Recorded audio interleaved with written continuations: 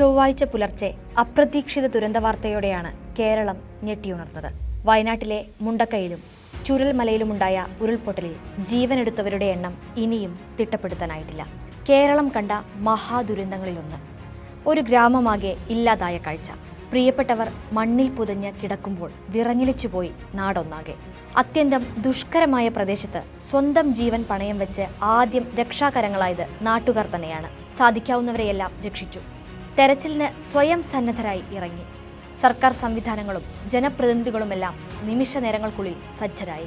ദുരന്ത വിവരമറിഞ്ഞ നിമിഷം തന്നെ രക്ഷാപ്രവർത്തനം ഏകോപിപ്പിക്കാൻ മുഖ്യമന്ത്രി പിണറായി വിജയൻ നിർദ്ദേശം നൽകി.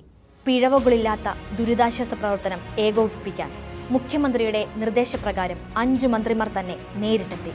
കേന്ദ്ര സർക്കാരിന്റെ സഹായം പ്രധാനമന്ത്രി നരേന്ദ്രമോദി മുഖ്യമന്ത്രിയെ ഫോണിൽ വിളിച്ച് ഉറപ്പു നൽകി. സാധ്യമാകും വിധം എല്ലാ സർക്കാർ സംവിധാനങ്ങളും ദുരന്തമുഖത്ത് അതിവേഗത്തിൽ ഇടപെടുമ്പോൾ വയനാടിന് പുറത്തും അനേകർ തങ്ങളാൽ ആകും വിധം കൈത്താങ്ങാകുന്നു. പരിക്കേറ്റ് ചികിത്സയിൽ കഴിയുന്നവർക്ക് രക്തം ആവശ്യമുണ്ടെന്ന അറിയിപ്പ് വന്ന നിമിഷ നേരം കൊണ്ട് രക്തദാനത്തിനുള്ളവരുടെ നീണ്ട ക്യൂ ആശുപത്രികളിൽ രൂപപ്പെട്ടു. ദുരന്തത്തിനിരയായവർക്കും രക്ഷാപ്രവർത്തകർക്കും സൗജന്യ ഭക്ഷണമൊരുക്കി ഹോട്ടലുടമകൾ.